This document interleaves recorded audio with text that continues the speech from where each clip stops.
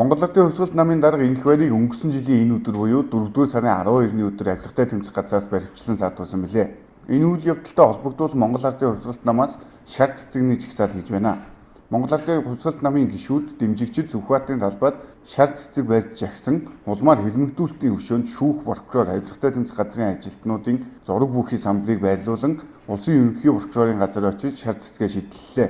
Монгол Ардын хувьсгалт намын гишүүд Монгол Ардын хувьсгалт намын дарга энх байрыг хорсны төлөө өмнөг эсэргүүцэн хууль хяналтын байгууллагууд болон улсын ерөнхий прокурор, дээд шүүх, авилгатай тэмцэх газрын холбогдох албан тушаалтнуудыг эсэргүүцэн шар цэцгийн жагсаал буюу шар цэцэг үүсэл гэж өөрсдөө нэрлэж байгаа энэ үйл ажиллагаа явуулж байна.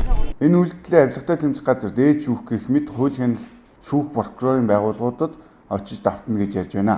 Жагсаалд улсын хурлын дэд дарга цог, шадар сайд Тэрвэж давг, сангийн сайд Улаан, эрүүл мэндийн сайд Удвал, улсын хурлын гишүүн Цолмон, Баазанхүү, намын ерөнхий нарийн бичгийн дарга Шилэн Дамд нар оролцож байгаа юм байна. Тэд энх байрыг баривчилсан нь улс төрийн хэлмэгдүүлэлт гэж үзэж байгаа дурдаад хэлмэгдүүлэлтээ зогсоохыг шаардж байна. Ер нь бол Монгол улсад одоо энэ дөрөвдүгээр хэлмэгдэлт гэж яриад байгаа. Энэ бол одоо эхэлчихжээ. Тэгэхээр одоо амьд жишээ бол Монгол Ардын хувьсгалт гүнээр одоо энэ хэлмэгдэлт бол явагдаж байна. Энийг эсэргүүцэж та бүхэн магадгүй санаж байгаа.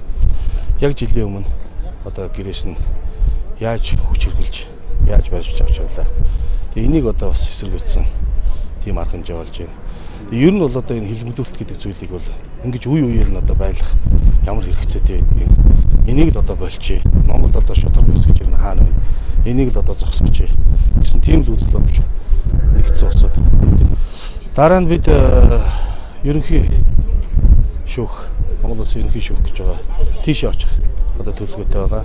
Тэгээ ер нь бол одоо шүүх засаглал, хууль, прокурорын байгууллагууд бол хараат болж одоо бол үнэхээр ийм үе цагт бид нар амьдарч байгаадаа бас айгүй хэцүү, харамсаж байгаа.